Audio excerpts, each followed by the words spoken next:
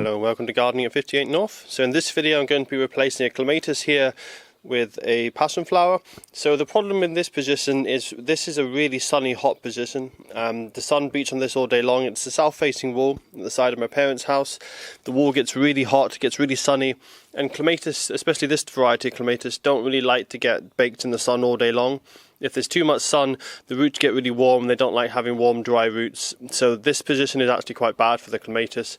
And that's why, even though this has been here for 3 or 5 years, it's never really increased in size. What tends to happen is it does okay in spring. So it's spring at the moment. It's early May. It puts on a few nice flowers, and you can see we have got some here. It's a really nice large flowered variety, and it's supposed to flower on and off throughout the summer. And it should, even though it's not really strong, vigorous variety that would normally cover, say, a whole 10 meters squared area, this should grow at least 2 or 3 meters high anyway. But it's really been struggling. It's just too sunny here, it's too hot, it's just the wrong environment for it. So what I'm going to be doing in this video is replacing this with a Passiflora. Now Passifloras, they are semi-tropical plants. There is a variety that is hardy here in the UK, and that's the variety I'm going to be planting. But normally it's seen in South England, or I have seen it in Edinburgh flowering, but I've never seen it this far north in Scotland. So I'm in North Scotland at the moment, so it'll be interesting to see how it does in this environment.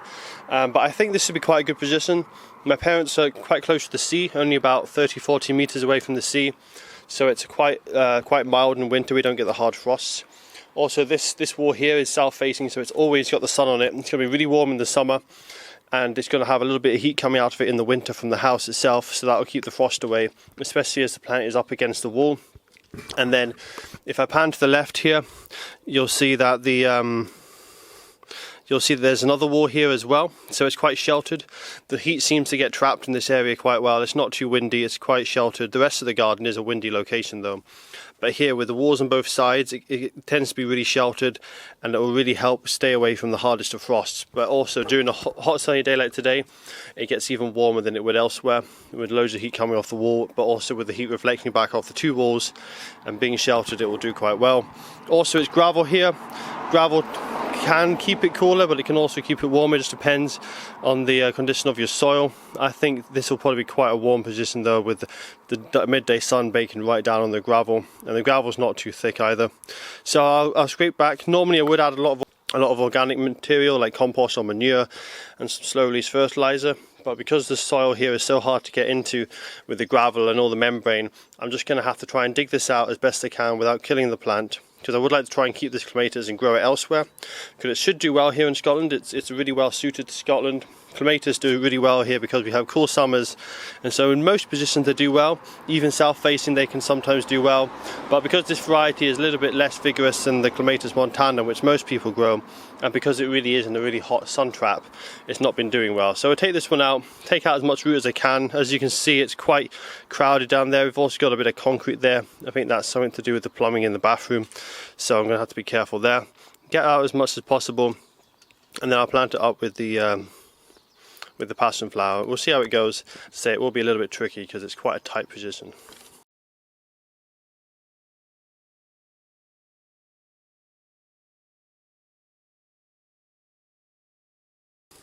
So as you can see from here, the soil is actually naturally just sand. There is a lot of compost mixed in because there was a compost originally in the original pot from the Clematis, but you can see the actual soil in here is just sand. I believe that's because when they were building the house, they probably dug out a lot of this material and put sand in for drainage. So there's going to be quite poor soil. The Clematis roots did go quite deep. They're not too unhealthy, so I'm surprised at how healthy it looks. I suspect the roots will be keeping away from the surface because it's been too warm for the Clematis. Clematis don't really like really warm soils, so they try and keep their roots cool. They are naturally from a woodland, so what would happen is the top half would be in sunshine or dappled sun, depending how high up they were in the climbing up the tree, and the roots would be nice and shaded and kept cool. Whereas here it's in the full sunshine, the roots get really warm in the sun here with all the gravel, so it really doesn't do well. But this is the other plant I'm putting in, which is the Passiflora.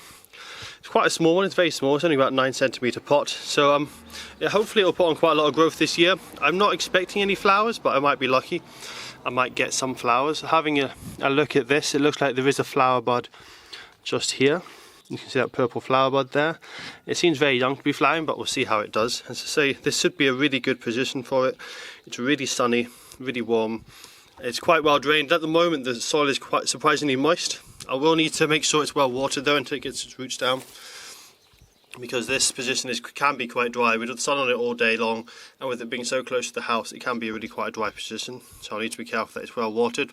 But I'm expecting some good growth, and we've already got this trellis up here, so this trellis should be enough for the first couple of years, and then after that I'll need to wire up some more.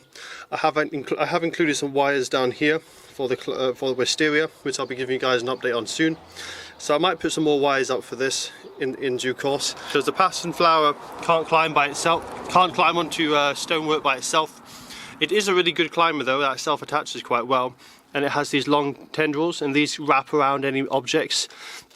So any objects about as thick as my finger or thinner, it'll easily grab onto and hold. So wires work well, trellises work well, but it's not like a climbing hydrangea or an ivy. It can't grip onto the wall itself, so we do have to give it some support. So that's what this trellis is for. And as I say, I will upgrade the trellis in time when this gets bigger. I have seen these growing well in Edinburgh, and there's one that was by the coast that a gardener used to do by the sea, and it did actually used to have fruit every year. So there's a chance I might even get some fruit off this plant, but we'll just have to wait and see. Normally in Scotland though, Passiflora doesn't do well unless you get a really sheltered spot. So I'll go ahead and plant this now, give it a good watering. I'll have to give it quite a bit of liquid feed this year, I think.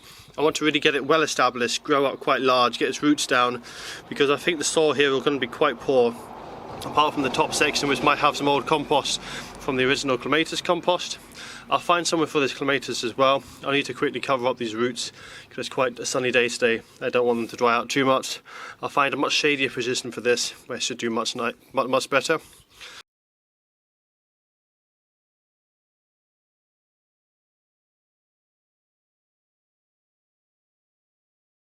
So that's it now planted up. As you can see, it's a very small plant, and it's a little bit far away from the trellis at the moment. But what I'll do is, when this gets a bit taller, I'll probably tie it in if it struggles to reach the trellis and climb on. It should be okay though, because it's got these very long tendrils. They'll search out, and within a few weeks I suspect it to grow onto that quite well. Also, being such a sunny position, I'm expecting some really fast, vigorous growth from this. It should do really well in this position. And the variety that I've got, as I'll show you here, is a variety called White Lightning. It's the only variety I could actually get during the lockdown. I would have liked one with more of a purple colour to the flowers. This one is really quite a pale one. It doesn't have much colour to the flowers. I do like the ones with a bit more blue or purple. But I'm filming this during the COVID lockdown, so it's a bit difficult to choose what variety, because there's only a few available. And this one, as I say, is called White Lightning. And so we'll see how it does. It says it can grow to 4 meters, and I suspect it probably will do. They are vigorous, strong growers if you've got a good position for them. Passifloras can be quite invasive, almost invasive. They can really take over a position where you put them in. They can grow really fast, grow up to 1 meter or 2 a year if they're really happy, and they're normally covered in flowers all summer long, as long as they're in a warm, sunny position. Which most people in most parts of the world, where summers are warmer and sunnier, they'll grow really well on the south-facing wall. Here in Scotland, as I say, a little bit cloudy, a little bit cold, it doesn't do as well. But I'm pretty confident it should do well here. So that's all for this update. And I'll give you an update on this. Probably it's going to be a few months, I think. It's currently the beginning of May, so I'll probably give you an update in June or July, when it's really starting to grow well and it should hopefully be flowering.